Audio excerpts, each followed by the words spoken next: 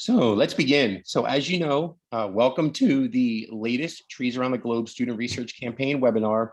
Today we're going to do things a little differently, and I'll show you that in the agenda, and you may have seen that in the description.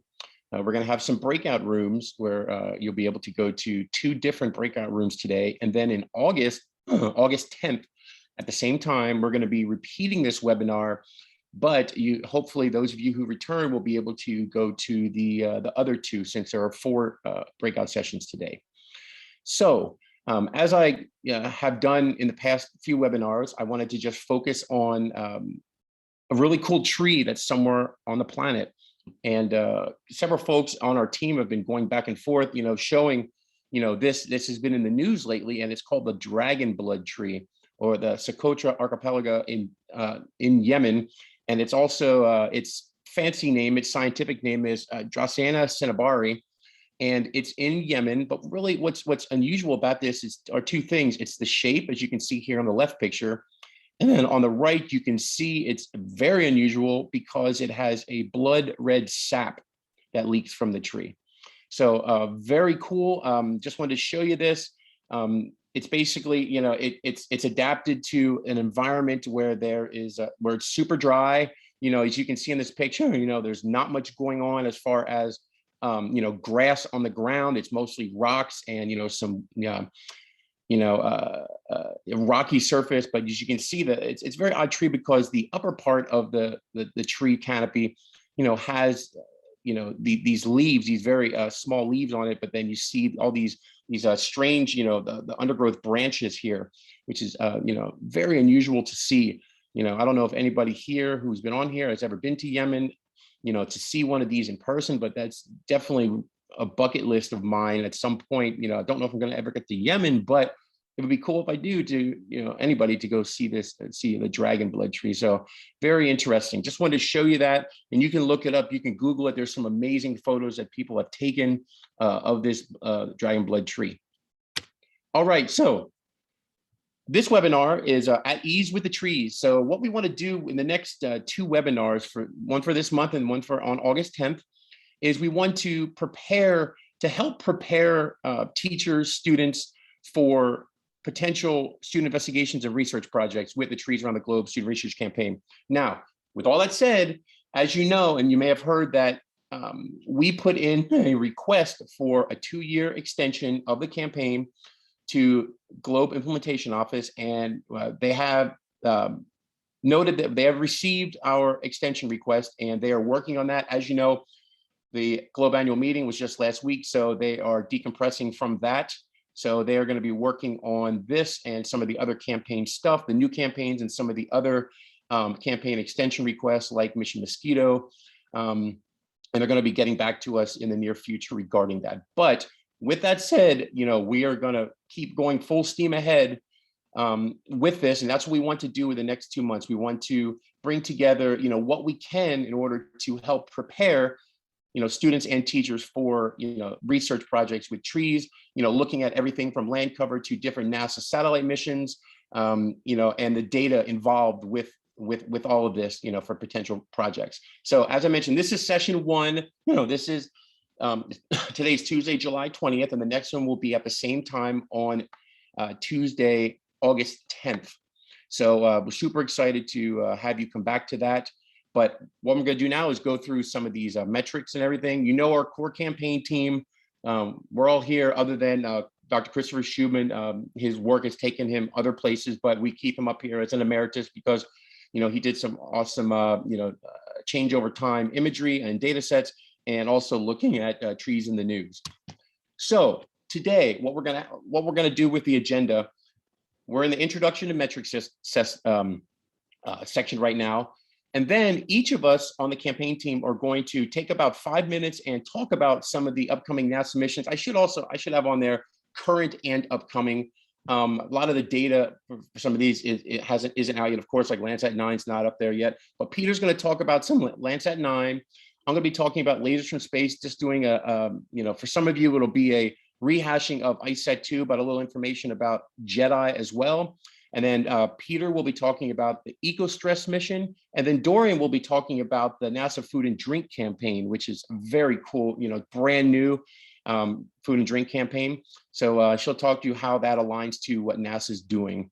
And then we're going to break out into these breakout rooms, and we have 4 of them. And what's going to happen here is the first breakout room, we're going to meet for about 20 minutes. And there's going to be 4 of them, and each one of us on the campaign team will be leading each one of those. And they're going to be completely informal. So come with your questions, ideas, comments, concerns, things of that nature. But the first one is one of the ones you can choose from is GPM Precipitation Data and how it affects trees.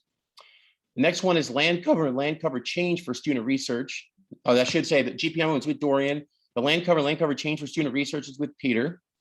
I'll be doing the globe tree heights and ICESat-2 data comparisons. And then Peter Falcon will be doing what are you doing and how can we support you? And then after we get done with about that 20 minutes, you're going to be able to choose which one you want to go to. And then after that 20 minutes, we're going to come back to the main room. I'm going to close out these breakout rooms, come back to the main room. And then once everybody's back to the main room, you'll be able to then choose the next one, okay? You'll be able to choose another one that you want to do. If you want to go back to the same one, that's up to you. But you can choose another one, and then we'll go hang out there for about another 20 minutes. And then we'll come back to the main room for some final discussion, and then we'll adjourn, okay? So let me go to the next slide here. So as I do every time, I show some metrics, and we had a nice jump in metrics since the last webinar. We're at over 36,000 tree height observations from over 15,000 global sites during the length of the campaign so far, of September 15th, 2018 to the present. And then we have 19,217 land cover measurements from over 12,800 global sites. And green up, green down, which primarily, as you know, come from the folks who are participating in the European Phenology campaign, led by the folks in the Czech Republic. We have almost 21,000 greening observations, green up, green down, from over 600 global sites. So what's really cool about this is, and I say this every time, and I like to reinforce this, this is a lot of observations to look at for the length of the campaign. And why we do that is because we really like to look at change over time. And we have just about 3 years of this campaign so far, and over 76,000 measurements from 28,000 global locations. So they're adding up all the time now. So we have lots of good observations coming in, and students and educators can look at this data over time from particular areas using this data, even just from the last 3 years. So there's lots of stuff going on here, lots of information, lots of data for you to take a look at with trees, land cover, greenings, and carbon cycle. We do know that there's not a lot of data out there for the carbon cycle protocols yet, but hopefully, that will change in the near future. They're not the easiest protocols to do, but very important, understanding the carbon cycle and our planet's carbon budget. And by understanding the carbon cycle on a local scale helped us understand that larger picture of the carbon budget. So as you know, here's our scaffold structure. We are in the final phase of year 3, basically finishing up year 3, and this is where we are in a sense of getting this information out, working with you to figure out what we can do for the following the next 2 years if we're granted. Hopefully, keep your fingers and toes and legs crossed, that we get that extension. We're hoping and we're expecting that we will, because the trees is such a vital issue, as you all know, or you wouldn't be here. Land cover is such a vital issue. Carbon and greenings are such a vital issue.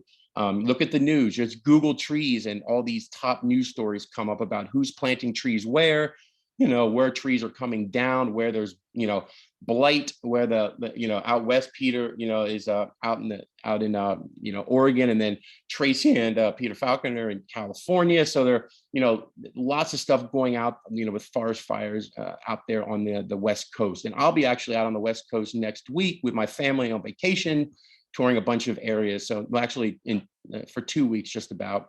So we'll be out there, on vacation. But hopefully not running into any of those wildfires, but you never know, because they're very prevalent out there right now. But with that said, what we are, oh, sorry, I forgot I had this slide on here. I always want to remind you of the Globe Trees Family Guide.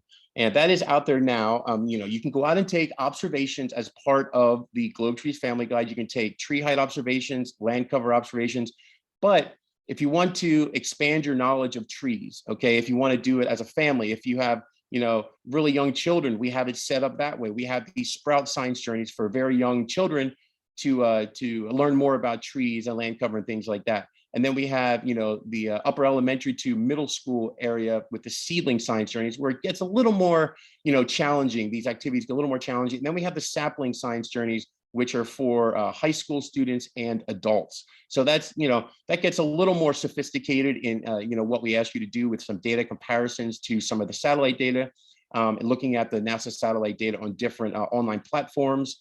So yeah, and so very, very cool stuff to be able to do to, increase your knowledge of trees. So let's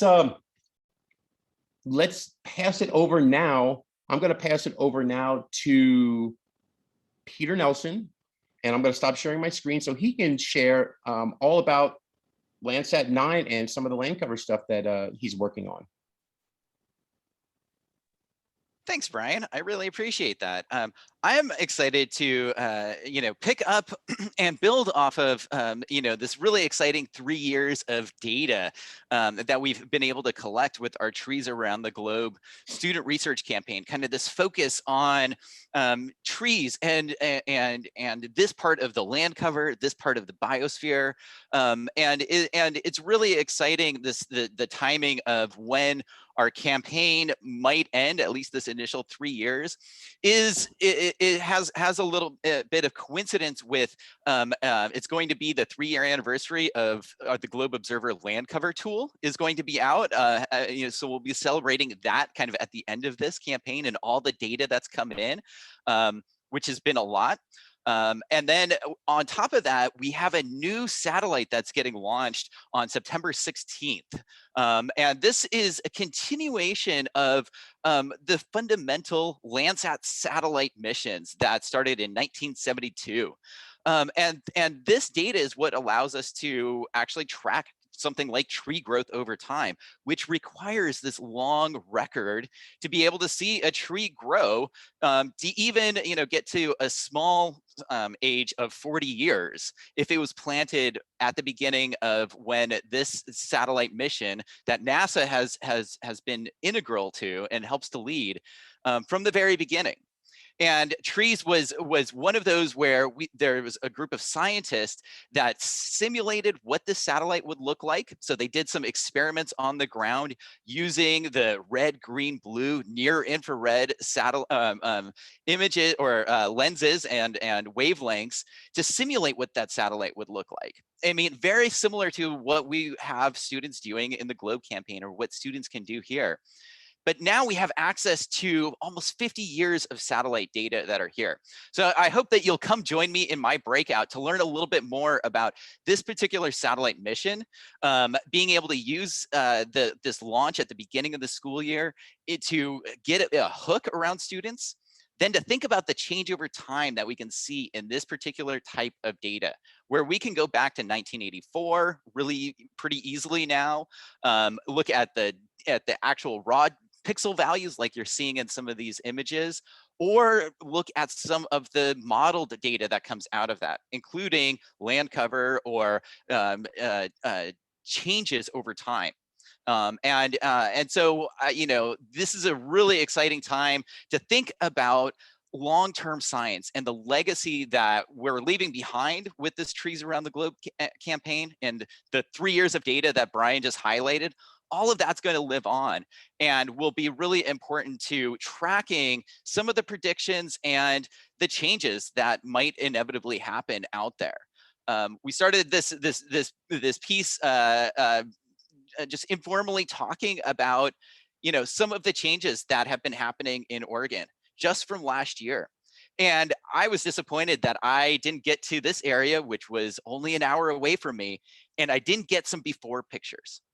So it was amazing to see, the types of changes that are happening with satellite images like this, and what we can see not only from a satellite perspective today, like what's happening in the fires that are burning in Oregon right now, as well as being able to time travel and go back and actually see how the landscape might have changed and what is causing those things. Are they people, or is this a natural cycle that's happening that is part of climate change?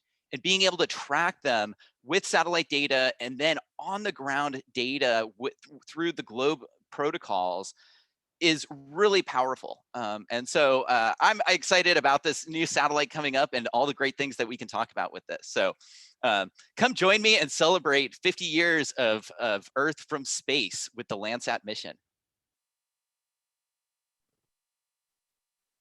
All right, does anybody have any questions for Peter? If you don't have any now, you can bring them to the breakout session. All right, let me go ahead and share my screen because I'm going to come in and talk a little bit about lasers from space and just focus on 2 different missions that we've been working with, and with some of the data. So let me go ahead and share my screen.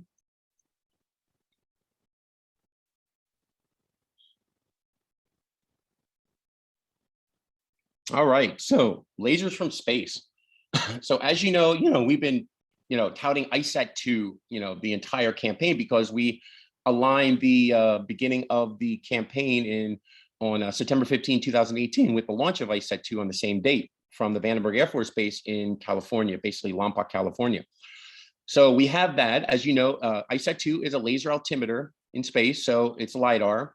So it fires off laser pulses 10,000 times per second towards the planet. And we calculate the time it takes the laser pulses to leave the satellite, bounce off an object and back again. And because it bounces off objects, we can measure everything from ice sheets to sea ice, to trees, to buildings, to mountains, to bodies of water, to sea level height. So we can do all that, okay, with ICESat-2.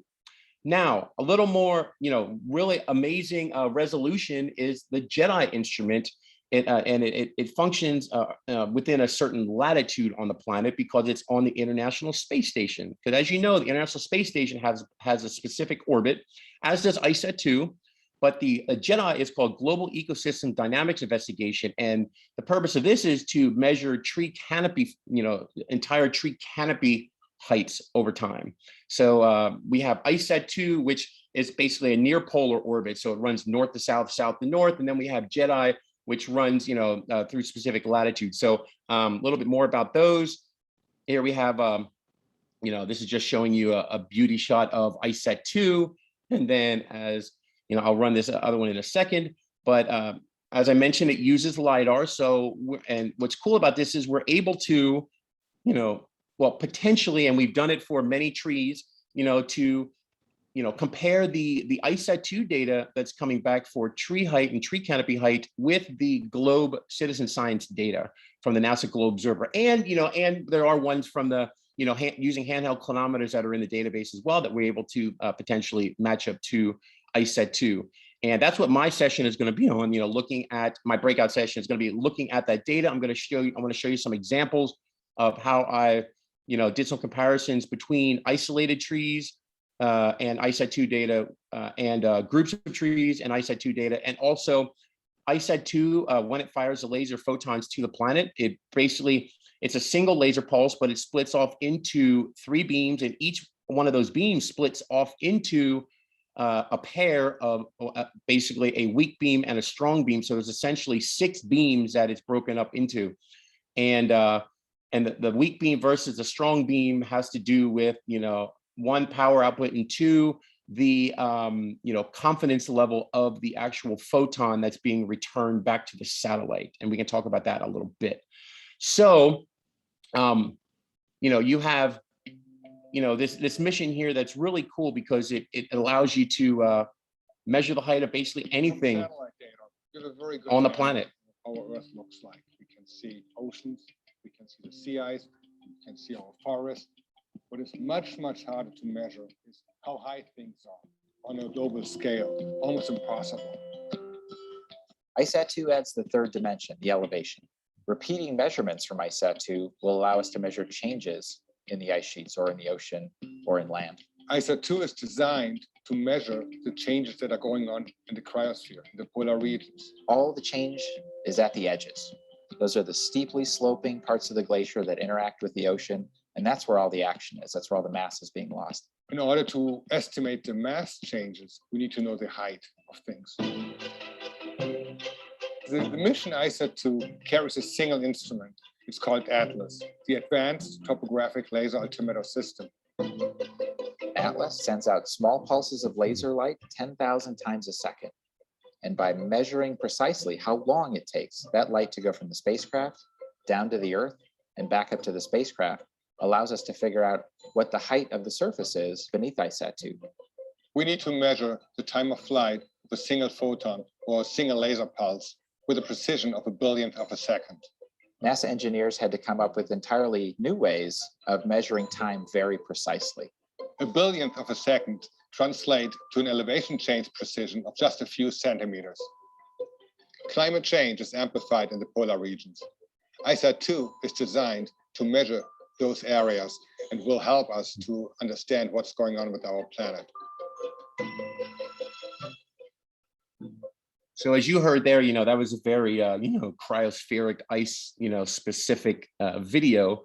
But since that's the primary objectives of ICESat-2, but because it's a laser altimeter, trees are a vital one. And there's NASA scientists and affiliated scientists, adjunct scientists all over the world who are using the ICESat-2 data and looking at specifically tree canopy across the planet. So then we have GEDI, the Global Ecosystem Dynamics Investigation. As you can see, it's a little different because it's on the International Space Station, which is really cool. So this video here you're seeing on the left is just showing you, where it's located on the ISS. So once it got put up there, the astronauts on board ISS got everything set up and ready to go and turned it on, and and it's measuring these. It's basically a full waveform LiDAR instrument, and it's looking at these, the full tree canopies. As you can see, the basically concept here is the light's reflected from the ground, kind of like ICESat-2, the vegetation and any clouds, and then and is then collected by the GEDI telescope, kind of like ICESat-2 has a telescope where it collects the laser photons that come back to the satellite. But, let me show this video here. This is cool. And right now,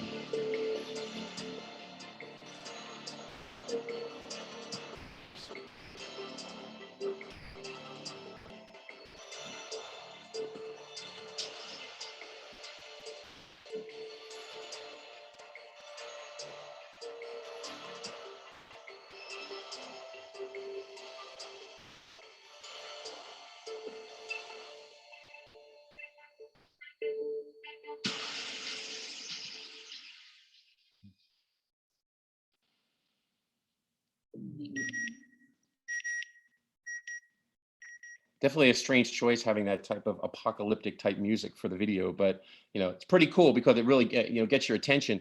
But as you see, with a combination of ICESat-2 and the GEDI instrument on ISS, NASA has an amazing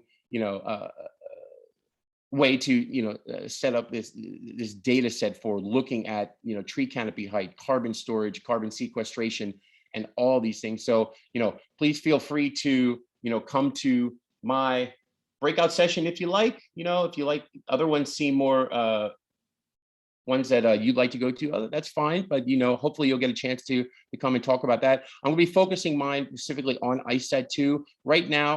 The open altimetry information on with GEDI, it's basically it's a beta test version right now. But I just want to show you the ICESat-2 stuff, and then in the near future, we'll go through and show some of the GEDI stuff as well. All right, so let me go ahead and stop sharing, and I will pass it over to Peter Falcon, and he will talk to you a little bit about ECOSTRESS. Okay, thanks, Brian. I'm going to go ahead and share my screen. And you had some really good questions about ICESat and GEDI in the chat box, by the way. Cool.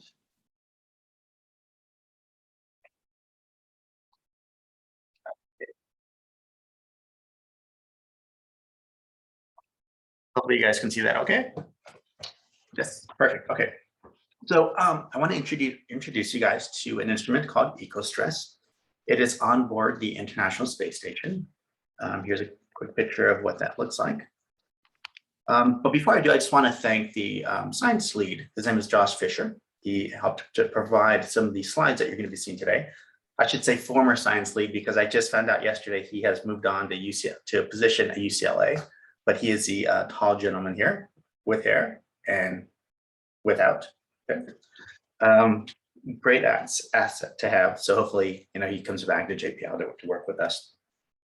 But oh, here's a quick image of what the launch looked like. It's a great shot. It was launched out of Cape Canaveral and June 29th, 2018, I believe. And it is on board the International Space Station. I'm going to give you a brief background because I'm pretty sure not too many people know about ECOSTRESS. ECOSTRESS is an instrument. It's an experimental instrument. It has a thermal infrared radiometer and multiple bands. As I mentioned, it was launched June 29th, 2018. And it is a joint mission. It's a collaboration with NASA, SpaceX, JAXA with the Japanese Space Agency, and I believe the Canadian Space Agency as well.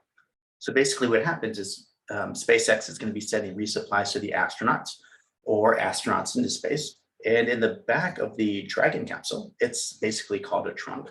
And what we can do now is we can really utilize the ISS as an Earth science platform. So for many years, we didn't really utilize the outside nodes or the other modules of the ISS. So now what we're doing is starting to put a lot of these experimental instruments on board the outside of ISS to see if they work properly. And this is exactly what we did with ECOSTRESS. We put it on board the Dragon capsule.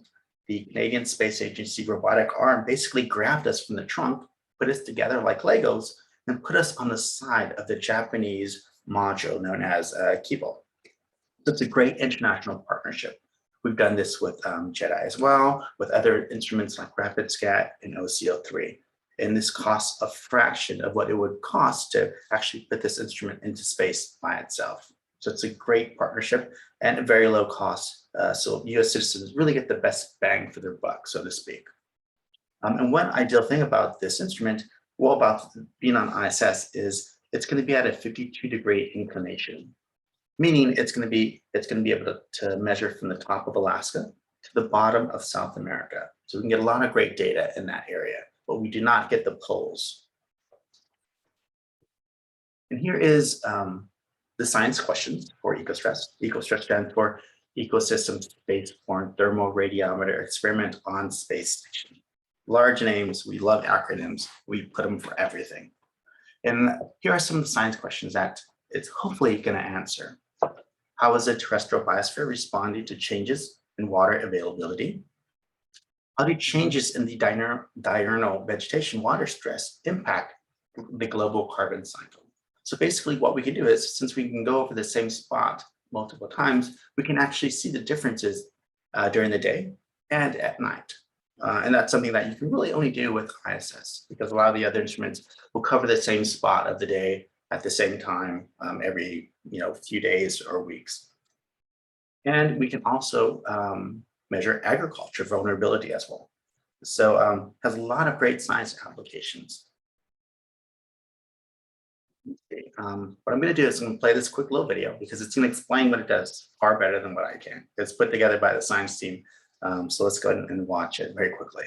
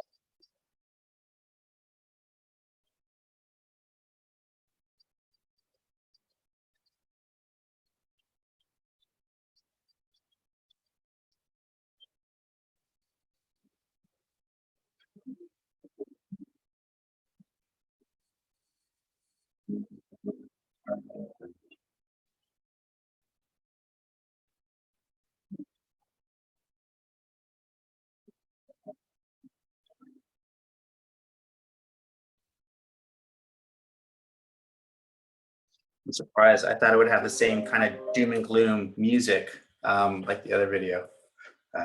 That's our little thing at NASA with our science. Like you don't have the doom and gloom. People look at Mars or something. So what it does really is measure evapotranspiration.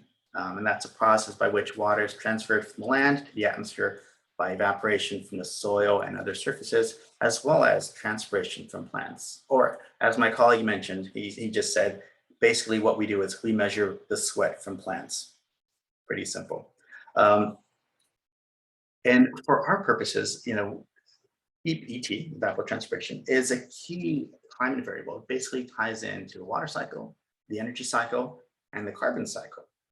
And for us, for our needs, when we're outside making measurements, you know, of tree height and land cover, I think it's important to also understand the other variables that went into making that tree grow so tall, to making the biodiversity of all the plant life that we're measuring. So it's great to kind of also keep in mind those other variables that come into play when we're making our tree measurements and our land cover measurements. Some of the other science applications of ECOSTRESS are measuring biodiversity, irrigation as well, flash floods, local weather as well, local weather as well, and surface drying and wetness in the certain areas as well. So it has a lot of science applications. And I just wanted to point out the website for ECOSTRESS. And if you wanted to grab the data, you can grab it there as well. There's some quick snapshots of what that data looks like.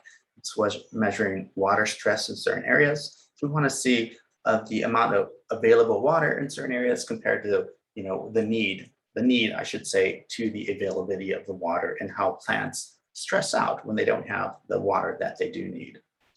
So with that, I just want to say thank you guys. And if you have any questions, feel free to put them in the chat box. And I'm going to go ahead and turn it over back to Dorian or to Brian.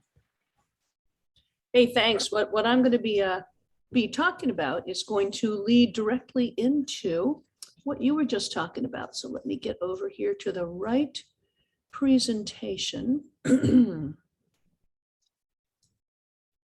think it's this one. Nope. Sorry about that. I have too many screens up. Okay, this is the one that I want. And the reason it leads in is I'm going to be sharing with you a campaign.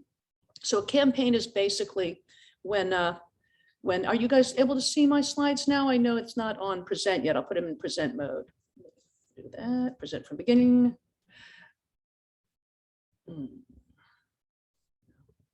Are you seeing now food and drink? Yes. Okay, great.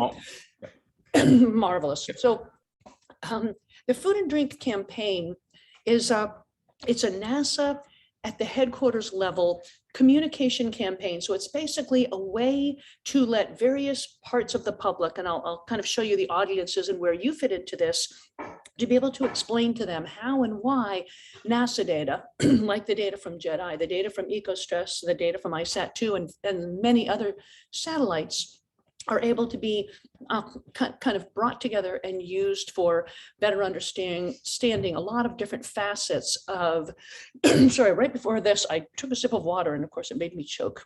So pardon me.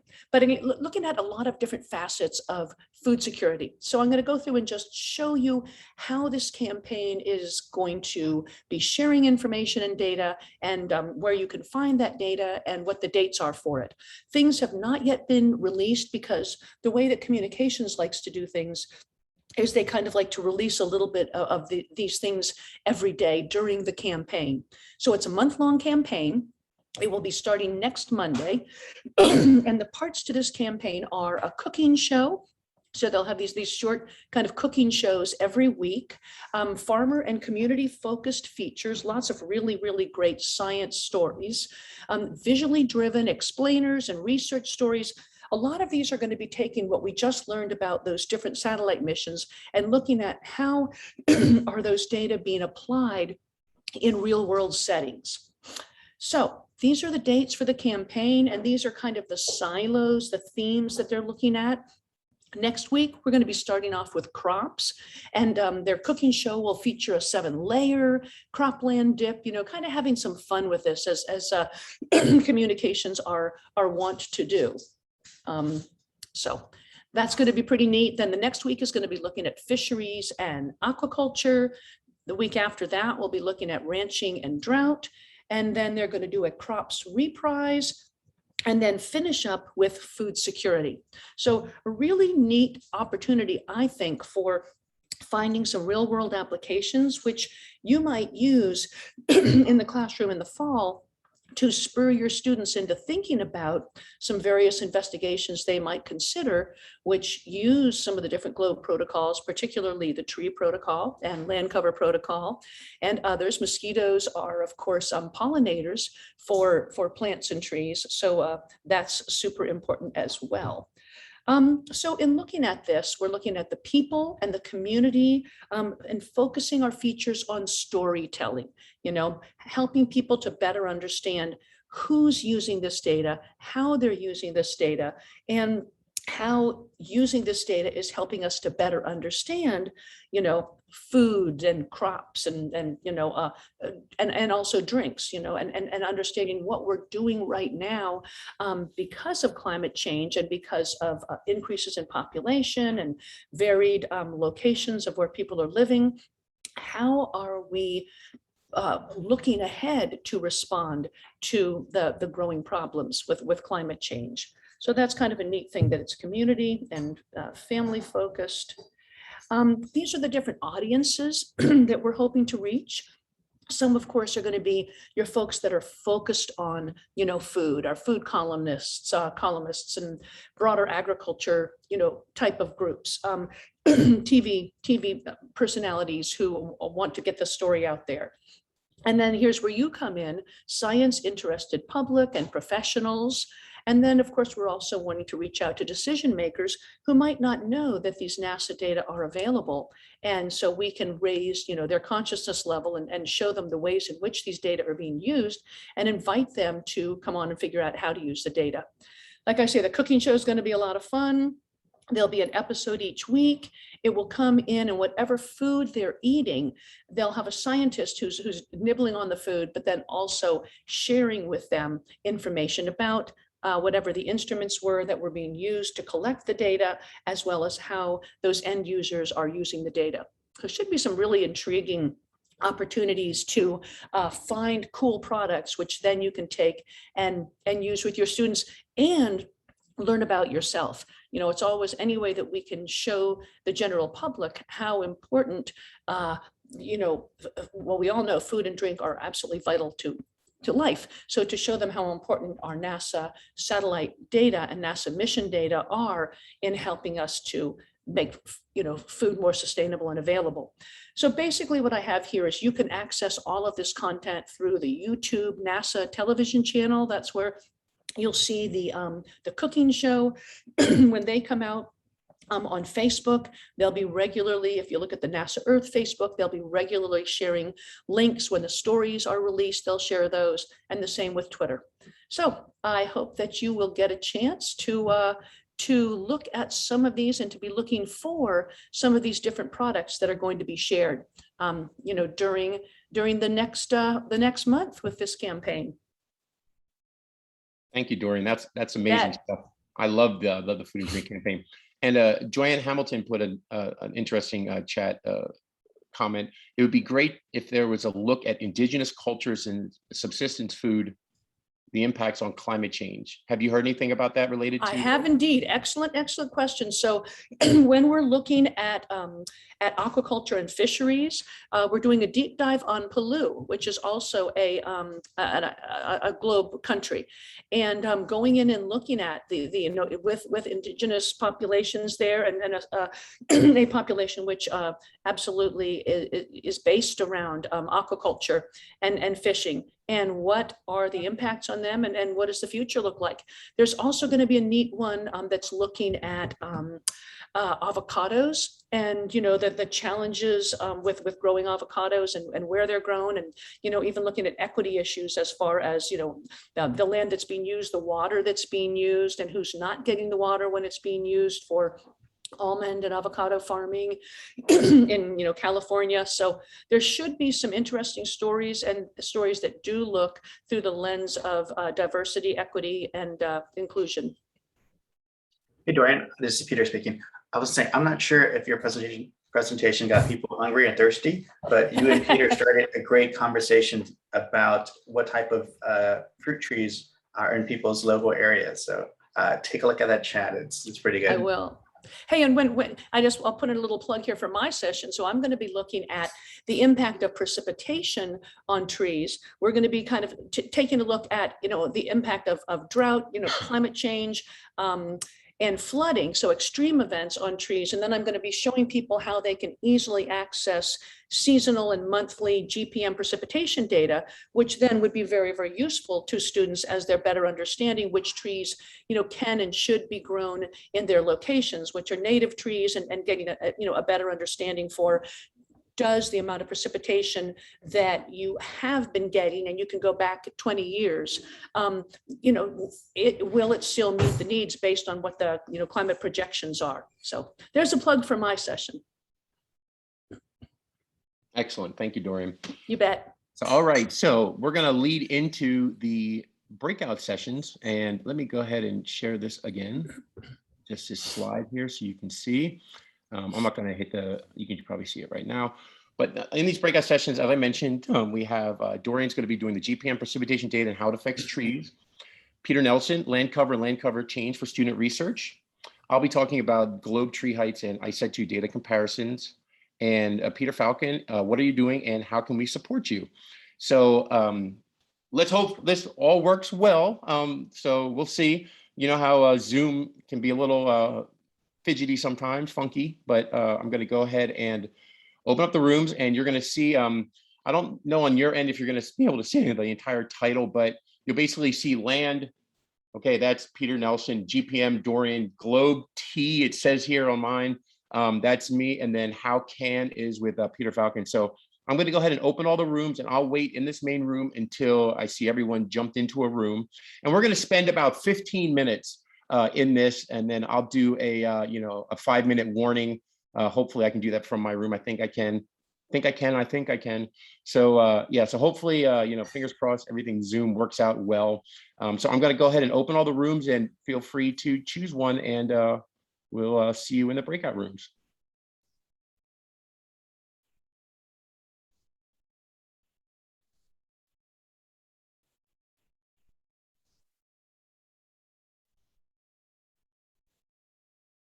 Brian, I might need you to get you to put me in the GPM room. It's just not putting me in there. Okay. Thank you. Let me go ahead and do that. Yeah. Yeah, I'm not sure why. I have it set up. Some people are going in, but maybe it's just the co-hosts who aren't able to get into their. I think that's what it is, Brian, because I can assign people, but I can't get in there myself. So thanks. Yep.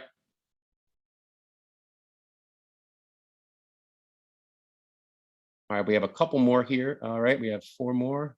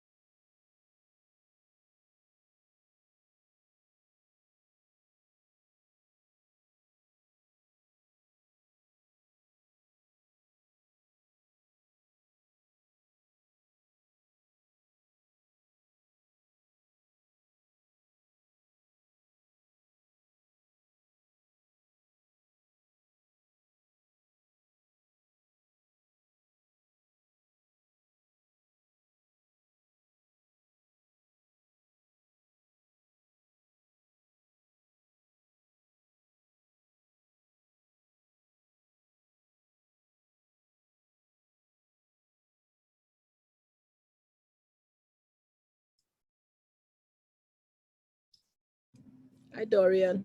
Hello, greetings. And that was fun. Yes. Yeah. You look good. You look good. Well, thank you. All right. So do we have everybody back yet? Hopefully. Yes, Larissa had to teach a class, so she had Okay, to. cool.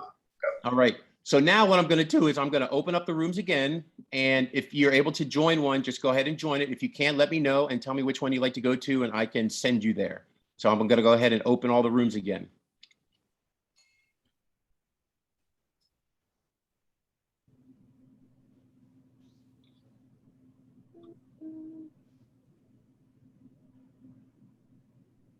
Okay, so they still have 3 heights. Okay, so let me do this. Okay, good. I did that already.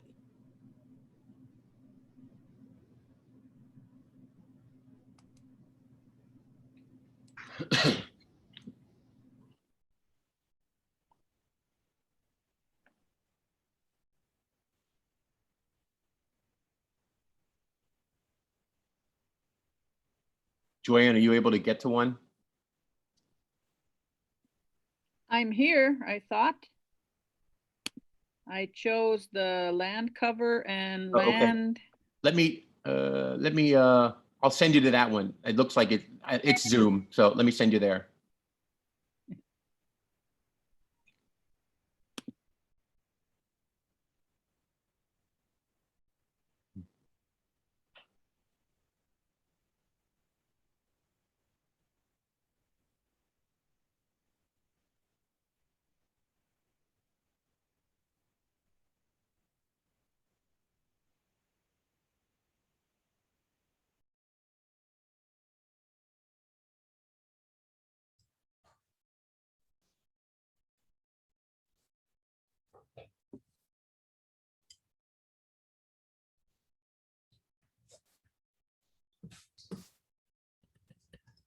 How's it going, Dorian? It's going great. We had a good time. That was nice. Good. Nice way to do it. Yeah. You got to meet Janet Worth, I believe her last name is. Yes, I did. And I also got to meet Corel, and she lives on French Martinique, which is pretty cool because that's a place that my sister and I and a couple other friends went to a few years back. Absolutely gorgeous place. And so interesting. There's big volcanoes there. It's just this amazing island with rich culture. And so neat that Corel lives there. What part of the road is it? It's French Martinique. It's in the Caribbean. Gotcha. Yep. Hey, everyone. Hey, Brian. Greetings. All right. Link that I put in there is the link to the slides. If you were in my session and you wanted access to those slides, there's the link for you. Feel free to grab them. Yep. Hopefully everyone that worked out well for everyone. I had, apologize if the, joining the rooms was a little strange, but it was strange on my end because I couldn't see exactly what everyone else was seeing about changing to another room and all that stuff. So, but it seems like it worked out all right. So we want to finish off now with, does anybody have any last minute questions or concerns? Remember, we're going to be doing this again for our August 10th webinar. So in case you weren't able to get to, you're only able to get the 2 of them today, but if you, come back and, you can join the other 2, but, we're going to have some other folks on there. Some folks who said that they couldn't be here today, but they're going to join next time. So, and as you know, we always try to find the best time possible, but it's never, how Globe works. We're all across all these time zones. So does anybody have any last minute comments, thoughts, concerns that they want to discuss in the last couple minutes? I know we're over, half past the hour already. So we're over an hour and a half now, but, feel free if anybody has any questions, pop them in the chat or anything else. And you'll also see this recording is going to be a little odd because you can't record in the individual breakout session rooms. So it's going to be, what I'm going to get back is what we started in the beginning, and then we did breakout rooms is going to be like a long blank pause in the recording. So I'll piecemeal it together to focus on just what we started with and then what we're ending with here, because there's going to be nothing in between, of course. You know, I looked up Zoom, I contacted some Zoom people like, yeah, can't do that yet. So I wanted to record all 4 breakout rooms, but they said can't do it. So, you know, hopefully in the near future, that would be a really cool, cool addition to Zoom.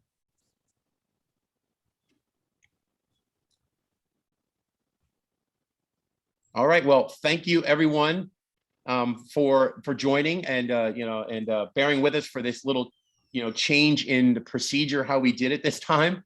But I think it was good because we had lots of great discussion in you know, in my group, and I'm sure all of you had some great discussion in yours as well. So you know, feel free to contact us at any time, as you know, and you know, and check out the Globe website for the Trees campaign, because there's lots of cool online tutorials about some of the stuff that we've talked about today. I know a lot of online tools stuff and story mapping and all those tutorials are on there on the website. So, you know, go check that out. And get excited about the Landsat 9 launch. And there might be, you know, some additional materials that we can send out or other things like that, you know, to help, you know, get us excited about this next NASA mission to continue our mapping, measuring, and monitoring of trees. And look for the food and drink campaign resources that are coming your way soon to be able to get a better feel for the real world applications of NASA missions. And thank you all. That was really fun. All right. Awesome. Take I think that's care. a great place to end. Thank you all so much. All right. See you next month. Bye-bye. Hey, guys. Great, Bye. great job, you guys. Thank you so much, Tracy.